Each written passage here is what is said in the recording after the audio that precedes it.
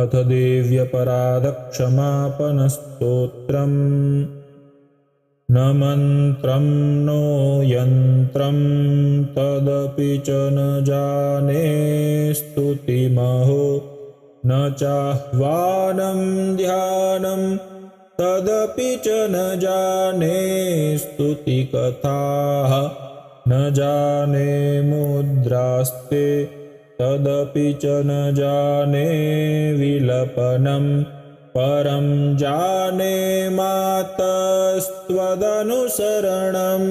क्लेशहरणं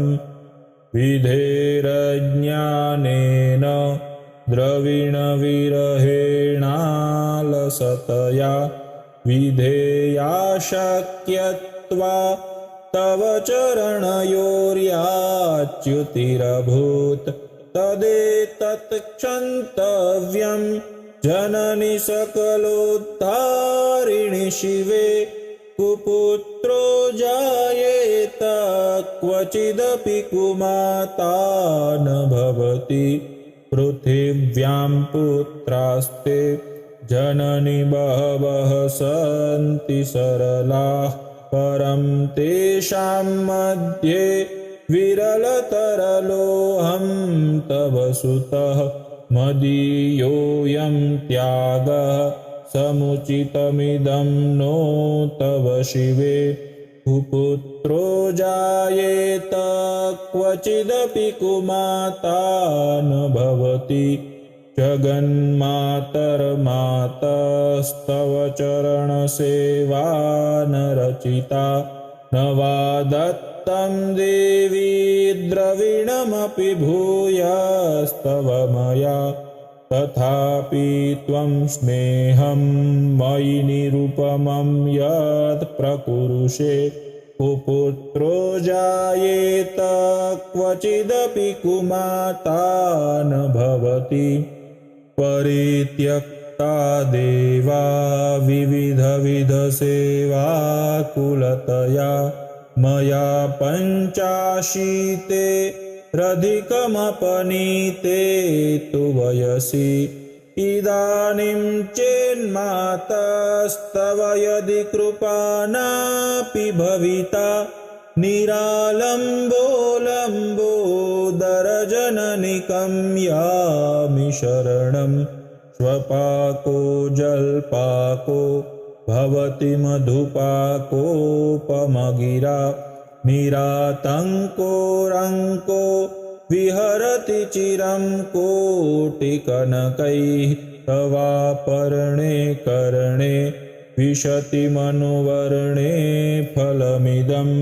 जनः को जानीते जननि जपनीयं जपविधौ चिताभस्मालेपो गरलमशनं दिक्पटधरो जटाधारी कण्ठे भुजगपतिहारी पशुपतिः कपालीभूतेषु भजति जगदीशैकपदवीं भवानी त्वत्पाणिग्रहणपरिपाटी फलमिदं न मोक्षस्याङ्काक्षा भवविभववाञ्छापि च न मे न विज्ञानापेक्षा शशिमुखि सुखेच्छापि न पुनः अतस्त्वां संयाचे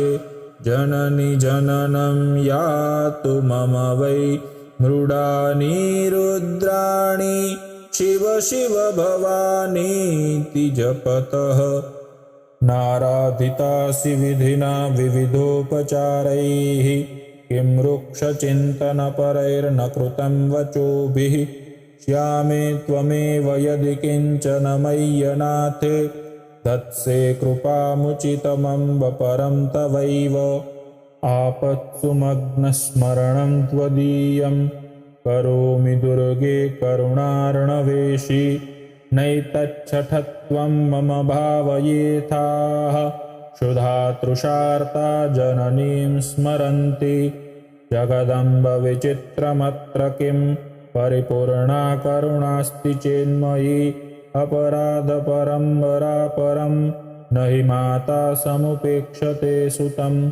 मत्समः पातकी नास्ति पापगणे त्वत्समान हि एवं ज्ञात्वा महादेवी यथा योग्यं तथा कुरु